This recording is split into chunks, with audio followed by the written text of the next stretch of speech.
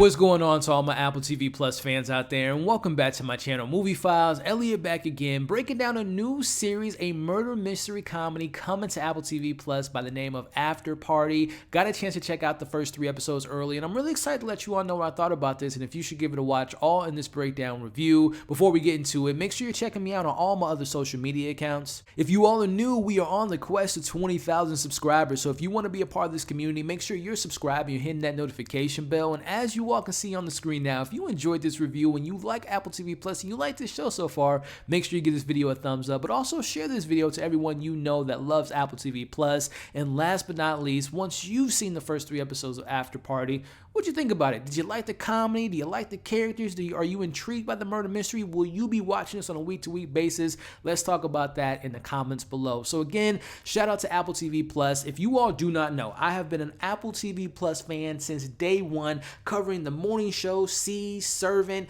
Defending Jacob, you named it. I've covered probably like 90% of their content. I'm a fan. I think they have the quality over the quantity, so I'm always willing to give Apple TV Plus the benefit of the doubt. So when I heard murder mystery, comedy, Chris and Lord Miller behind it, this cast behind it, I'm like, I gotta give this show a shot. Is it worth checking out? Well, let's get into it here. So first and foremost, like I mentioned, this is brought to us by Chris and Lord Miller. More so Christopher Miller. He's the director and wrote most of the episodes. Phil has some things that he did behind the scenes, but I don't have to read off their resume. I mean, you all know who these guys are, whether it be the Lego movie, 21 Jump Street. They are very great content creators. I am still hurt that we didn't get to see their Han Solo film, but either here nor there, I was very intrigued to see what they were going to give us. And when I saw this trailer, it reminded me a lot of one of my favorite comedies this past decade, Game Night, which if you guys have not seen Game Night with Rachel McAdams and Jason Bateman, do yourself a favor, check it out. Such a funny movie, but I was getting those type of vibes from that trailer, as well as Hulu's Only Murderers in the Building. And I gotta say, what this show is doing a good job at least in the first 3 episodes, I love when shows give us the same situation, but gives us in different perspectives. So the whole idea behind the show, without getting too much into the spoilers here, you have a high school reunion going down, and we have all the characters coming back, and they all have different reasons on why they're attending this reunion, whether it's love, whether it's to show, hey, you remember when I was a geek? Well, look at me now, I'm a celebrity, or it's to get their ex-wife back, to rekindle their love. They all have their reasons why they're attending this party, but then the party is fine. It's the awkward high school party, but then there's an after party, and it's an after party because one of the students, played by Dave Franco, Xavier, he's a mega celebrity. He's making hit songs. He got a new movie out, so he's inviting all the people over to say, hey, you remember when you were picking fun of me? I was, a dork. Well, look at me now. Long story short, he's made some enemies over the time, and he's had some bad beef with the people in the high school. So lo and behold, at this party, someone pushes him over the ledge and kills him, and that's where the murder mystery comes in. That's where Tiffany Haddish comes in as the police officer or detective of this case. And starting off with just kind of my thoughts on how these episodes are broken down. Episode 1, which I think for me personally, if I'm being honest with you all, I wasn't really all that invested in it because the comedy to me was very safe comedy. Again, Lord and Miller, when it comes to 21 Jump Street, I love that movie. I think it's so goddamn funny, and it's kind of that raunchy comedy that I like. I know raunchy comedy isn't for everyone, but the comedy to me in episode 1 and the pacing and the jokes were just a little dry to me, and just how they kind of introduced the characters. First and foremost, it's the longest episode out of the first 3. I want to say episode 1's like 48 minutes because we focus on one main character who I'm a big fan of, this actor Sam Richardson. He's the first main character that we focus on. He's the lead of the show essentially, which I'm so happy because his career, I'm just a fan of Sam Richardson. I'm a fan of a lot of these actors in the show, but we kind of see why he's getting back into the mix. He has someone he wants to kind of rekindle his love with, and as the episode kind of unfolds, not giving too much away, but let's just say the fingers are being pointed towards him for being the reason why Xavier died. So we kind of get his perspective of the night and how things went through and how he's trying to get back with one of his high school flings. So like I said, there is some good to be taken away from episode 1, but for the most part, I wasn't really vibing with the comedy. I wasn't all that interested in who the killer was, but it wasn't until and I'm just saying now, episode 1 was my least favorite out of the 3. But as a good show should do, it gets better as it goes on. I have to say, as episode 2 unfolds, we get to focus on Ike Barinholtz's character named Brett, who is a kind of a douche in people's eyes, but he has an ex-wife that he went to high school with, who actually happens to be the love interest of Sam Richardson.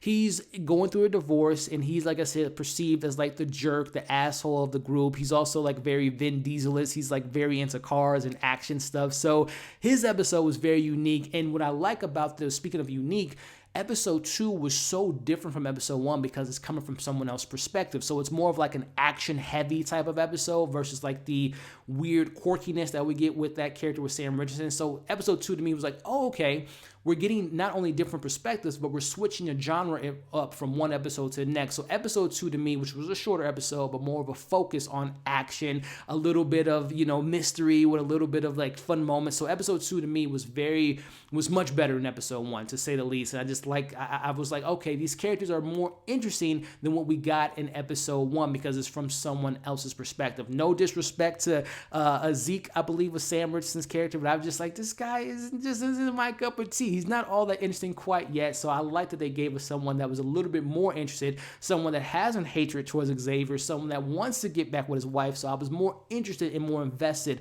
in episode 2, which brings us to what I think is the best episode of the 3 so far. We have a character by the name of Jasper being played by Ben Schwartz. And if you all know Ben Schwartz, his time in Parks and Rec as, Gene, as that character, his episode is very unique. Again, I mentioned we have this kind of awkward first episode. We get an action-heavy episode in episode 2. And episode 3 is a musical, if you want to call it that, which is his own genre in itself. And we see that Jasper is someone that installs AV systems, and he's really not too happy with his life right now. So he's trying to get back into his musical side, which he was part of a band in high school, and he happened to be in this band with Dave Franco's character, who is the person that dies in episode 1, and that's not a spoiler, that's literally in the trailer.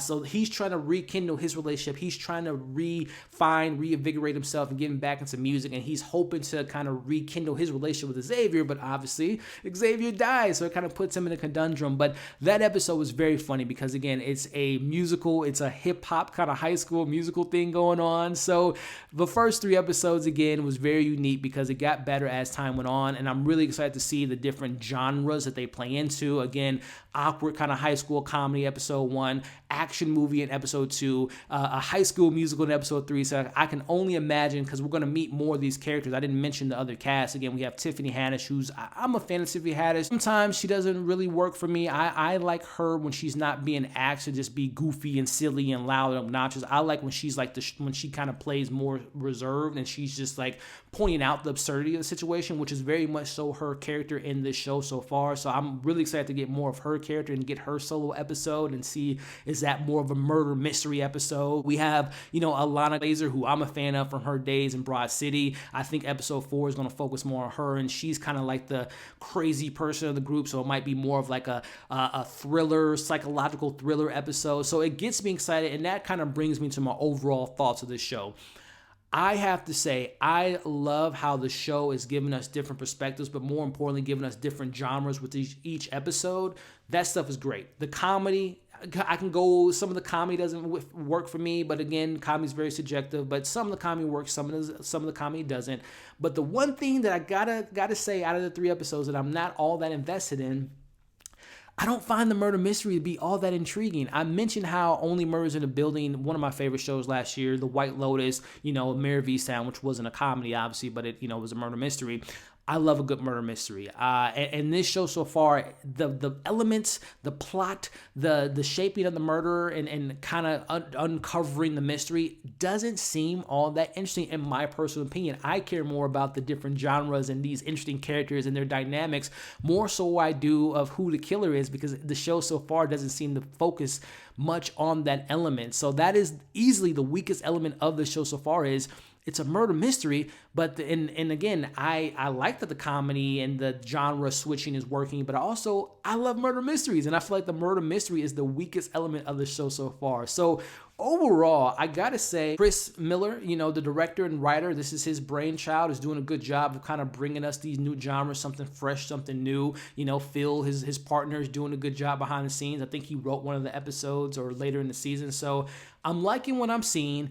I'm going to continue to watch it, but the question I have for you all, I personally don't think this is the type of show that like requires like a week-to-week breakdown, because I don't think it's that much meat and potatoes in each episode. But what I'm hoping to do, if you all respond well to this video, I'm going to watch the show in its entirety just for my sake, because I like the show so far, even though the murder mystery, I hope the murder mystery gets better as the season goes on, but I plan on watching it. And maybe if you all, again, respond well, let me know in the comments, I can come back once the season ends and give you just my general season breakdown review if you guys want that. So go ahead and let me know in the comments now, once you've seen the first 3 episodes, if you enjoyed it, if you did enjoy it, what was your favorite episode, least favorite character, are you going to watch this on a weekly basis? And then if you want me to come back at the end of the season to give you all like a season recap, season review, let me know in the comments. So I enjoy this show so far, but let me know your thoughts in the comments. If you stuck around to the point in the video, I appreciate every single one of you all. Make sure that you're liking the video, share the video, leave your thoughts in the comments, and of course, subscribe to the channel. We're on the quest to 20,000 subscribers. I love this community,